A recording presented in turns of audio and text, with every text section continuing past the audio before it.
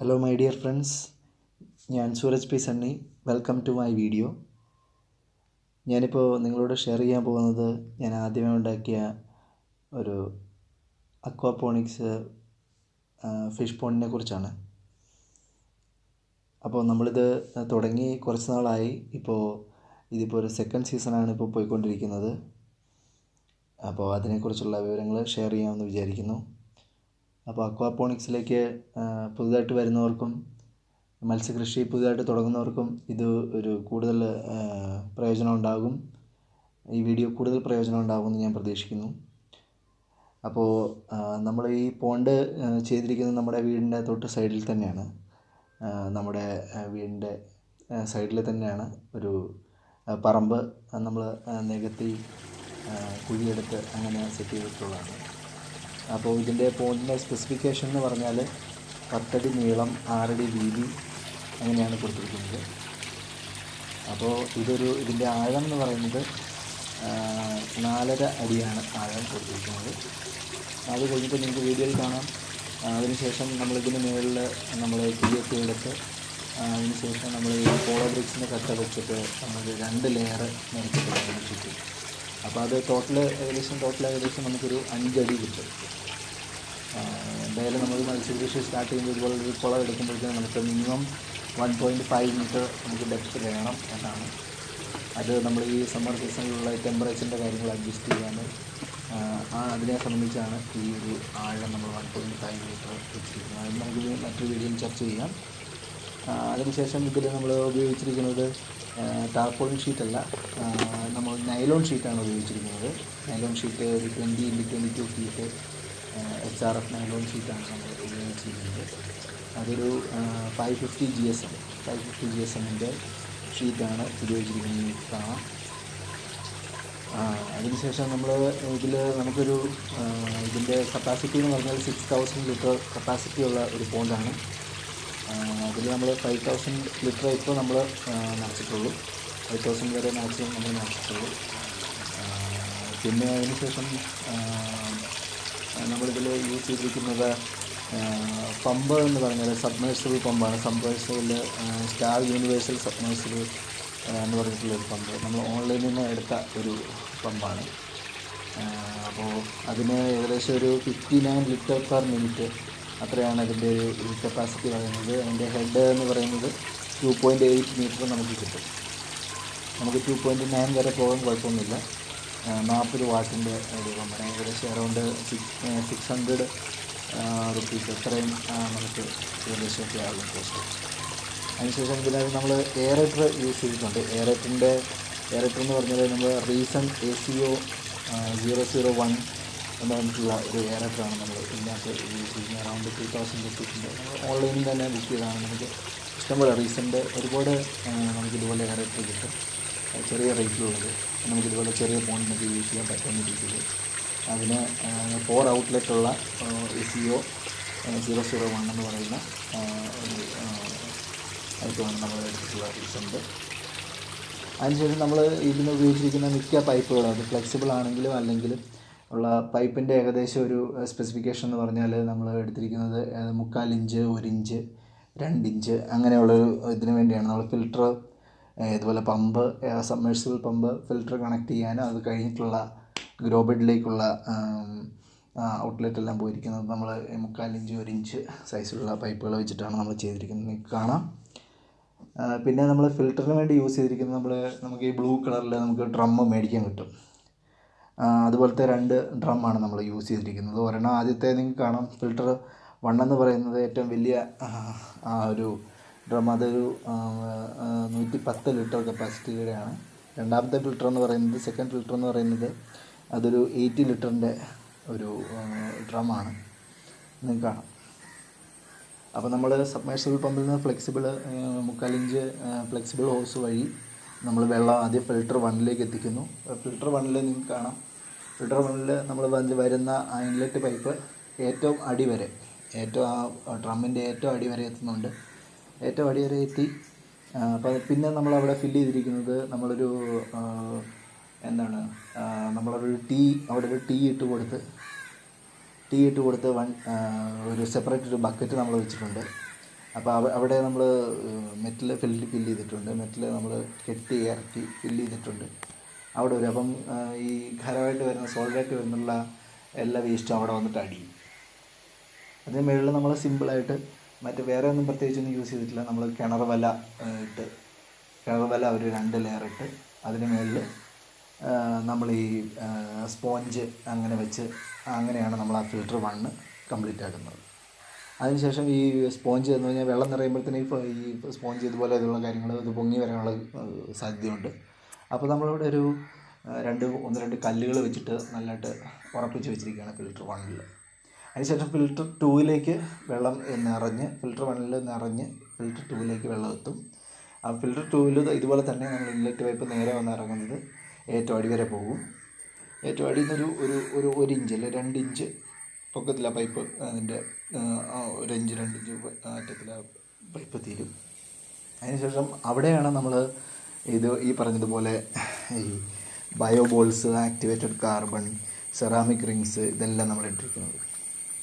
അതിൻ്റെ ഒപ്പം തന്നെ നമ്മൾ സ്ക്രബ്ബർ, നമ്മൾ ഈ കുളിക്കാൻ വേണ്ടിയൊക്കെ ഉപയോഗിക്കുന്ന സ്ക്രബ്ബർ, പിന്നെ നമ്മൾ കിച്ചണിൽ ഈ പാത്രമൊക്കെ കഴുകാൻ വേണ്ടി ഉപയോഗിക്കുന്ന സ്ക്രബ്ബർ, അതുപോലുള്ള കാര്യങ്ങളെല്ലാം നമ്മൾ ഈ ഫിൽറ്റർ 2ലാണ് ഉപയോഗിച്ചിരിക്കുന്നത്. ഫിൽറ്റർ 2 എന്ന് പറഞ്ഞാൽ ഈ 80 ലിറ്റർ ഈ ജാറിൽ ഡ്രമ്മിൽ. അതിനുശേഷം അതിൻ്റെ മുകളിലും നമ്മളിതുപോലെ വലയിട്ട് അതിനുശേഷം അതിന് മുകളിൽ നമ്മളിതുപോലെ സ്പോഞ്ച് വെച്ച് കല്ലൊക്കെ വെച്ച് നല്ല ഉറപ്പിച്ച് അങ്ങനെയാണ് വെച്ചിരിക്കുന്നത്. അപ്പോൾ ഇതിൽ നിന്നും തന്നെ ഈ ഫിൽറ്റർ 2ൽ നിന്നും തന്നെ ഇതുപോലെ വെള്ളം നിറഞ്ഞ് അടിയിൽ നിന്ന് വന്ന് മുകളിലേക്ക് നിറഞ്ഞ് പിന്നെയാണ് ഗ്രോ ബെഡിലേക്ക് വെള്ളം പോകുന്നത്. നിങ്ങൾക്ക് വീഡിയോയിൽ കാണാം. നമ്മളിപ്പം ഗ്രോ ബെഡ് സെറ്റ് ചെയ്തിരിക്കുന്നത് നമ്മൾ ബക്കറ്റ് സിസ്റ്റമാണ് ചെയ്തിരിക്കുന്നത്. ബക്കറ്റ് എന്ന് പറഞ്ഞാൽ നമ്മളിപ്പോൾ ഒരു 5-6 ബക്കറ്റ് യൂസ് ചെയ്തിട്ടുണ്ട്. അത് 20 ലിറ്ററിൻ്റെ ബക്കറ്റുകളാണ്. അതിൽ നമ്മൾ മെറ്റൽ ഇട്ട് അതിൽ നമ്മൾ പച്ചക്കറി തൈകൾ അങ്ങനെ ചെയ്തിരിക്കുകയാണ് ഗ്രോ ബെഡ്. അപ്പോൾ ഇവിടെ നിന്ന് നേരെ നമ്മൾ ഫിൽറ്റർ 2ൽ നിന്ന് നേരെ വെള്ളം വരുന്നു. അതിനുശേഷം നമ്മൾ സെറ്റ് ചെയ്തിട്ടുണ്ട്. അതായത് ഈ ബക്കറ്റ് സെറ്റ് ചെയ്തിരിക്കുന്ന പറഞ്ഞാൽ MTA ഒക്കെ ഇട്ട് അതിനുശേഷം അത് 2 ഇഞ്ച് പൈപ്പിനോട് കണക്ട് ചെയ്ത് അത് 2 ഇഞ്ച് പൈപ്പ് ഫിൽറ്റർ ചെയ്ത് വെള്ളം അതിനകത്തുനിന്ന് വരുന്ന രീതിയിൽ നമ്മൾ മെറ്റൽ നിറച്ചിരിക്കുകയാണ്. പിന്നെ ഈ 2 ഇഞ്ച് പൈപ്പ്, അതായത് ഈ ബക്കറ്റിന് നടുക്കുള്ള ഈ 2 ഇഞ്ച് പൈപ്പിൻ്റെ നമ്മൾ ഹോളൊക്കെ ഇട്ട് ചെറിയ ഹോളുകളൊക്കെ ഇട്ട് അപ്പോൾ അതിൽ നിന്ന് അരിച്ചിറങ്ങുന്ന രീതിയിൽ നമ്മൾ സെറ്റ് ചെയ്തിരിക്കുകയാണ് ഗ്രോ ബെഡ്. അപ്പോൾ എനിക്കറിയാം നമുക്കിത് ഒരു മാക്സിമം അല്ലെങ്കിൽ റിക്വയർഡ് ആയിട്ടുള്ള എമൗണ്ടിലുള്ള ഗ്രോ ബെഡ് അല്ല എന്ന് എനിക്ക് കൃത്യമായിട്ട് അറിയാം. പക്ഷേ നമ്മളിത് തുടങ്ങുകയാണ്. അപ്പോൾ ഒരു പരീക്ഷണാടിസ്ഥാനത്തിൽ നമ്മൾ തുടങ്ങിയതാണ്. അപ്പോൾ നമുക്ക് ഗ്രോ ബെഡിനെ കുറിച്ച് അല്ലെങ്കിൽ ഇതിൻ്റെ ഫിൽട്ടർ സിസ്റ്റത്തിനെ കുറിച്ച് കൂടുതൽ വിശദമായിട്ട് നമുക്ക് വേറൊരു വീഡിയോയിൽ നമുക്ക് സംസാരിക്കാം. അതിനുശേഷം പോണ്ടിൽ നമ്മളിപ്പം ഉപയോഗിച്ചിരിക്കുന്ന നമ്മുടെ ഫിഷിൻ്റെ കാര്യങ്ങൾ എന്ന് പറഞ്ഞാൽ നമ്മളിപ്പം ഫസ്റ്റ് സീസണിൽ നമ്മൾ തുടങ്ങിയ സമയത്ത് ആദ്യം നമ്മൾ യൂസ് ചെയ്തത് ഒരു 150 റെഡ് ബെല്ലി നട്ടർ, ഒരു 100 തിലാപ്പിയ MST, ഇതാണ് നമ്മൾ യൂസ് ചെയ്തിരിക്കുന്നത്. പക്ഷേ പരീക്ഷ അടിസ്ഥാനത്തിൽ ഇത് തുടങ്ങിക്കഴിഞ്ഞപ്പോഴത്തേന് നമുക്ക് പല മിസ്റ്റേക്കുകൾ ഉണ്ടായിട്ടുണ്ട്. ഫിൽറ്ററിൻ്റെ ആണെങ്കിലും നമ്മുടെ ഗ്രോ ബെഡിൻ്റെ ആണെങ്കിലും പല മിസ്റ്റേക്കുകൾ പല സമയത്ത് ഉണ്ടായിട്ടുണ്ട്. പിന്നെ നമ്മുടെ ഇലക്ട്രിസിറ്റിയുടെ അവൈലബിലിറ്റി അങ്ങനെയുള്ള ചില കാര്യങ്ങൾ ചില ഭാഗത്ത് കുറേ മിസ്റ്റേക്കുകളുണ്ട്. അതുകൊണ്ട് നമുക്ക് ആദ്യ ഹാർവെസ്റ്റിൽ തന്നെ നമുക്ക് ഒരുപാട് റിസൾട്ടൊന്നും കിട്ടിയില്ല. റിസൾട്ട് എന്ന് പറഞ്ഞാൽ നമുക്ക് കിട്ടിയതെന്ന് പറഞ്ഞാൽ ഒരു 10-20 മീനുകളാണ് കിട്ടിയത്. അതായത് പൂർണ്ണ വളർച്ച എത്തിയ ഒരു 10-20 മീനുകളാണ് നമുക്കിതിൽ നിന്ന് കിട്ടിയത്. ഏകദേശം 250ഓളം മീനുകളുണ്ടായിരുന്നു കുഞ്ഞുങ്ങളിട്ടത്. പക്ഷെ നമുക്ക് കിട്ടിയത് 10-20 മീനുകളെയാണ് കിട്ടിയത്. അപ്പോൾ അത് ഒട്ടും സക്സസ് അല്ലായിരുന്നു. പിന്നെ മറ്റൊരു കാര്യം എനിക്ക് പറയാനുള്ളത്, ഞാൻ അക്വാപോണിക്സ് അല്ലെങ്കിൽ ഇങ്ങനൊരു മത്സ്യകൃഷി ഇങ്ങനൊരു സെക്ഷനിലേക്ക് ഞാൻ വരുന്നതെന്ന് പറഞ്ഞാൽ ഞാൻ പല വീഡിയോസ്, ബ്ലോഗുകൾ വായിച്ച്, വെബ്സൈറ്റുകൾ വായിച്ച് അങ്ങനെ ഞാൻ വന്ന ഒരാളാണ്. അപ്പോൾ അതുകൊണ്ട് എന്നെപ്പോലെ തന്നെ മറ്റ് പലരും ഉണ്ടാവും. അപ്പോൾ നമ്മളെപ്പോഴും നമ്മളിതുപോലൊരു ചെറിയ യൂണിറ്റ് തുടങ്ങി നമ്മൾ അതിനെക്കുറിച്ച് പ്രാക്ടിക്കലായിട്ട് പഠിച്ച് നമ്മളുടെ പല എക്സ്പീരിയൻസ് വഴി നമ്മളത് ഓരോ കാര്യങ്ങൾ ഓരോ സെക്ഷൻ ബൈ സെക്ഷനായിട്ട് എങ്ങനെയാണ് നമ്മളതിന് കെയർ കൊടുക്കേണ്ടത്, ഫിൽട്ടർ സിസ്റ്റം എങ്ങനെ വർക്ക് ചെയ്യണം, നമ്മളെങ്ങനെ പ്രിപ്പയർ ചെയ്യണം, നമ്മൾ തീറ്റ കൊടുക്കുന്ന രീതി, എന്തൊക്കെ തീറ്റ യൂസ് ചെയ്യാം, ഏതൊക്കെ മീനുകളെ നമുക്ക് അക്വാപോണിക്സിൽ ഉപയോഗിക്കാം, ചെടികളുടെ കെയർ, അതൊക്കെ നമ്മൾ ഓരോരോ സെക്ഷനായിട്ടാണ് നമ്മൾ പഠിക്കുന്നത്. അപ്പോൾ ഇതുപോലൊരു ചെറിയ യൂണിറ്റ് തുടങ്ങുന്നത് വഴി നമുക്ക് പഠിക്കാം. അപ്പോൾ എൻ്റെ ഒരു അഭിപ്രായത്തിൽ from mistakes we can learn. അപ്പോൾ ഇതുപോലെ ചെറിയ ചെറിയ മിസ്റ്റേക്സ് ഉണ്ടായിട്ടുണ്ട്. അപ്പോൾ നമുക്ക് അതുപോലെ അപ്പോൾ നമ്മുടെ റിസൾട്ടും അതുപോലെ തന്നെ കുറഞ്ഞിട്ടുണ്ട്, വളരെയധികം കുറഞ്ഞിട്ടുണ്ട്. അപ്പോൾ നമ്മുടെ ഇത് സെറ്റ് ചെയ്ത് നിങ്ങൾക്ക് വീഡിയോയിൽ കാണാം. ഇതിന് ശേഷം നമ്മൾ സൈഡിലെല്ലാം സൈഡ് മറച്ചിട്ടുണ്ട്, നമ്മുടെ ഗ്രീൻ നെറ്റ് വെച്ച് മറച്ചിട്ടുണ്ട്. അതിനുശേഷം പടുത വെച്ച് നമ്മൾ മേളവശമൊക്കെ മറച്ചിട്ടുണ്ട്. കാരണം എന്ന് വെച്ച് കഴിഞ്ഞാൽ നമ്മുടെ ഈ സൈഡിലൊക്കെ പറമ്പുകളൊക്കെയാണ്, റബ്ബർ തോട്ടമൊക്കെ ഉണ്ട്. അപ്പോൾ ഇലകളൊക്കെ വീഴാം പെട്ടെന്ന്. നമ്മൾ കവർ കൊടുത്തിട്ടുണ്ട്, നമ്മൾ നെറ്റിൻ്റെ കവർ കൊടുത്തിട്ടുണ്ട്. ഒരു 12x9 ഫീറ്റുള്ള ഒരു നമ്മൾ നെറ്റ് കവർ കൊടുത്തിട്ടുണ്ട് പോണ്ടിൻ്റെ മേളിൽ. എങ്കിലും ഈ കരികില അല്ലെങ്കിൽ ഇലകളൊക്കെ വീഴാൻ സാധ്യതയുണ്ട്. അതുകൊണ്ട് നമ്മൾ ഫുള്ള് നമ്മൾ മറച്ചിരിക്കുകയാണ് സൈഡുകളൊക്കെ. അപ്പോൾ ഞാൻ പറഞ്ഞു വന്നത്, ഇതൊക്കെ നമ്മൾ പ്രൊട്ടക്ഷൻ കൊടുത്തിട്ടുണ്ടെങ്കിലും ചെറിയ ചെറിയ മിസ്റ്റേക്കുകളുണ്ട്. ഈ മിസ്റ്റേക്കുകളെ കുറിച്ച് നമ്മൾ മറ്റൊരു വീഡിയോയിൽ നമുക്ക് വിശദമായിട്ട് സംസാരിക്കാം. അപ്പോൾ ഞാൻ പറഞ്ഞു വന്നത് എൻ്റെ ആദ്യത്തെ അക്വാപോണിക്സിനെ കുറിച്ചാണ്. അപ്പോൾ ഇത് നമ്മുടെ റിസൾട്ടിങ്ങാണ്. പക്ഷേ നമ്മുടെ സെക്കൻഡ് സീസണിൽ നമുക്ക് കുറച്ചുകൂടെ റിസൾട്ട് കിട്ടുന്നുണ്ട്, നമുക്ക് കുറച്ചുകൂടെ ഗ്രോത്ത് കാണാൻ പറ്റുന്നുണ്ട്. നമ്മളിപ്പോൾ ഉപയോഗിച്ച ഫസ്റ്റ് സീസണിലും സെക്കൻഡ് സീസണിലും ഇപ്പോൾ ഉപയോഗിച്ചുകൊണ്ടിരിക്കുന്നതും നമ്മൾ ഗോദ്രേജിൻ്റെ ഗ്ലോബൽ ഫീഡ് തന്നെയാണ് ഉപയോഗിച്ചുകൊണ്ടിരിക്കുന്നത്. അതിൻ്റെ പല സൈസ് വരുന്നുണ്ട്. ഇപ്പോൾ നമ്മൾ 3mm സൈസാണ് യൂസ് ചെയ്തുകൊണ്ടിരിക്കുന്നത്. വളരെ നന്നായിട്ട് പോകുന്നുണ്ട്, നല്ല ഗ്രോത്ത് കിട്ടുന്നുണ്ട്.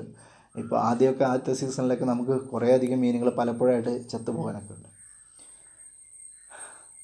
പിന്നെ ഇതിൻ്റെ പി എച്ച് ആദ്യ സമയങ്ങളിലൊക്കെ വളരെ വേരിയേഷൻ കാണിച്ചായിരുന്നു. വളരെ വേരിയേഷൻ കാണിച്ചപ്പോൾ ഞാൻ ഇതുപോലെ ട്രഡീഷണൽ ആയിട്ടുള്ള നമ്മൾ വാഴപ്പോള ഉപയോഗിക്കുന്ന ഒരു മെത്തേഡ്, പിന്നെ നമ്മുടെ പി എച്ച് ആദ്യം നമ്മൾ റേസ് ചെയ്തുകൊണ്ട് വരാൻ വേണ്ടി അപ്പോൾ നമ്മൾ ഈ കുമ്മായ ഉപയോഗിക്കുക, പിന്നെ ആദ്യം ഈ ചാണകം കലക്കി ഒഴിക്കുക നമ്മൾ ഈ കളകളൊക്കെ പൊട്ടാൻ വേണ്ടി.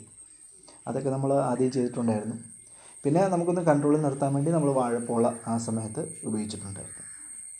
ഇപ്പോൾ കുഴപ്പമില്ലാതെ പോകുന്നുണ്ട്, നമുക്കത് പി എച്ച് അതൊക്കെ കൺട്രോൾ ചെയ്യാൻ പറ്റുന്നുണ്ട്.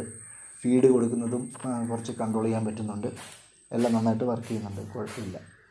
അപ്പോൾ ഈ സെക്കൻഡ് സീസണിൽ നല്ലൊരു നമ്മൾ സെക്കൻഡ് സീസണിൽ ഇട്ടിരിക്കുന്ന കുറച്ച്, അതായത് ആദ്യം നമ്മൾ നമ്പർ കുറച്ച് കൂട്ടിയാണ് ഇട്ടത്. ഇപ്പോൾ നമ്മൾ കുറച്ചുകൂടി നമ്പറൊന്ന് കുറച്ച് ഒരു 175 എന്നുള്ള ഒരു നമ്പറിലേക്ക് കൊണ്ടുവന്നിരിക്കുകയാണ്. അതായത് നമ്മൾ MST ഇട്ടിട്ടുണ്ട്, അതുപോലെ തന്നെ റെഡ് ബെല്ലി നെറ്റർ ഇട്ടിട്ടുണ്ട്. അപ്പോൾ നമ്മൾ ഈ റെഡ് ബെല്ലി നെറ്ററിന് ഇടാൻ വേണ്ടിയാണ് നമ്മൾ ഈ ഇത്രയും GSM ഉള്ള നമ്മൾ നൈലോൺ ഷീറ്റ് ഉപയോഗിച്ചത്. അപ്പം സാധാരണ പടുതയാണെങ്കിൽ ഞാൻ പലരോടും സംസാരിച്ചു. അപ്പോൾ സാധാരണ പടുതയാണെങ്കിൽ പെട്ടെന്ന് ഈ നെറ്റർ കടിക്കാൻ, അല്ലെങ്കിൽ ഇതൊരു പല്ലുള്ള ഒരു മീനാണ്. അപ്പം എന്തെങ്കിലും നമുക്ക് ഒരു ചെറിയൊരു മീനൊന്ന് ചിലപ്പോൾ ഒന്ന് കടിച്ച് നമ്മുടെ ടാർപോളിൽ നിന്ന് പൊട്ടിയാൽ മതി പണി കിട്ടാൻ. അപ്പോൾ അതുകൊണ്ടാണ് നൈലോൺ ഷീറ്റും ഇത്രയും GSM ഉള്ള നൈലോൺ ഷീറ്റ് നമ്മൾ യൂസ് ചെയ്തിരിക്കുന്നത്. അപ്പോൾ അതിനുശേഷം ഇപ്പോൾ നല്ലൊരു ഗ്രോത്ത് കാണിക്കുന്നുണ്ട്. ഇപ്പോൾ കുഴപ്പമൊന്നുമില്ല. പോണ്ട് അതിൻ്റെ കൃത്യമായിട്ടുള്ള ഒരു നന്നായിട്ട് വർക്ക് ചെയ്യുന്നുണ്ട്, ഫിൽറ്റർ യൂണിറ്റ് വർക്ക് ചെയ്യുന്നുണ്ട്. അതിനുശേഷം നമ്മളെ പച്ചക്കറി തൈകളൊക്കെ നമ്മൾ മാറ്റി കൊടുക്കുന്നുണ്ട്. ആദ്യം നമ്മൾ കാന്താരി, അതുപോലെയുള്ള മുളക് ചെടികൾ അങ്ങനെയൊക്കെ വെച്ച് നോക്കി, പക്ഷേ അത് സക്സസ് ആയില്ല. ചീര ഒക്കെ വെച്ച് നോക്കി, അത്ര സക്സസ് ആയില്ല. ഇപ്പം നമ്മൾ വെച്ചിരിക്കുന്നത് തക്കാളിയുടെ തൈകൾ വെച്ചിട്ടുണ്ട്. അതല്ലാതെ വെണ്ട അതിൻ്റെ തൈകൾ വെച്ചിട്ടുണ്ട്. അങ്ങനെയൊക്കെ വെച്ചിട്ട് നോക്കുന്നില്ല. നല്ല ഗ്രോത്ത് ഉണ്ട്, നന്നായിട്ട് വരുന്നു. അപ്പോൾ ഞാനിപ്പോൾ പറഞ്ഞുകൊണ്ടിരുന്നത് നമ്മുടെ പുതിയതായിട്ട് ഒരു അക്വാപോണിക്സ് യൂണിറ്റ് അല്ലെങ്കിൽ ഫിഷ് ഫാമിങ്ങിലേക്ക് വന്ന കാര്യങ്ങളെക്കുറിച്ചാണ് ഇപ്പോൾ പറഞ്ഞുകൊണ്ടിരുന്നത്.